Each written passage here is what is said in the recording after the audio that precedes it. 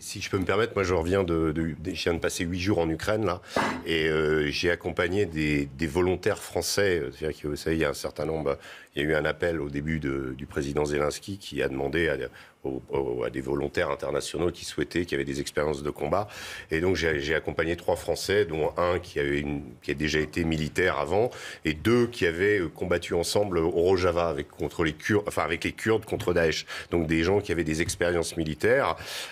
J'ai passé plusieurs jours avec eux et j'ai eu la surprise, et eux aussi, de découvrir in fine que pour pouvoir aller dans l'armée ukrainienne, eh bien, c'est les Américains qui sont à la manœuvre. C'est-à-dire que nous, on a failli se faire arrêter.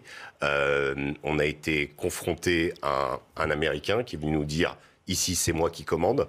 C'est pas les Ukrainiens qui commandent, c'est moi qui commande. Je parle de la formation et de l'enrôlement dans l'armée ukrainienne de volontaires internationaux. Voilà. Le type m'a même donné son nom.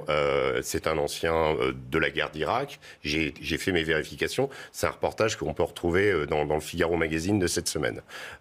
J'ai été extrêmement surpris de la violence des propos de cet Américain, du fait qu'il nous a pris pour des volontaires au début. Quand il a vu qu'on était des journalistes, il nous a dit de dégager. Après, il était un peu plus...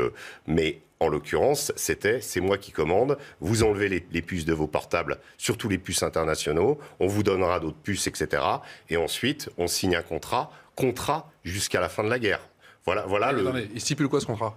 Il stipule que vous combattez jusqu'à la fin de la guerre dans l'armée ukrainienne. Et qui est à la manœuvre ? Eh bien, ce sont les Américains. Je l'ai vu de mes yeux vus. C'est pas, alors, ce n'est pas l'armée américaine officiellement. J'ai compris. Évidemment, vous comprenez. On ne va pas le dire. Mais en l'occurrence, c'est quand même quelque chose l'empreinte des Américains. Ouais. C'est quand même assez significatif. On sait que là, hier, ils ont envoyé une centaine de nouvelles armes qui s'appellent des Switchblade, qui sont des sortes de drones qu'on envoie par mortier et ensuite qu'on peut téléguider, donc des nouvelles armes. Officiellement, ils l'ont fait et ils vont le faire. Donc, ils ont quand même opéré par rapport à ce que dit Karim, c'est quand même la vérité.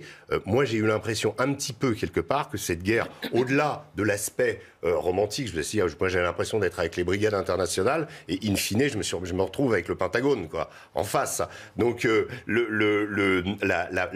cette guerre, c'est quand même une guerre russo-américaine, c'est quand même ça, le fond du problème, et les Européens et tout le monde autour, c'est un peu à la marge. Voilà.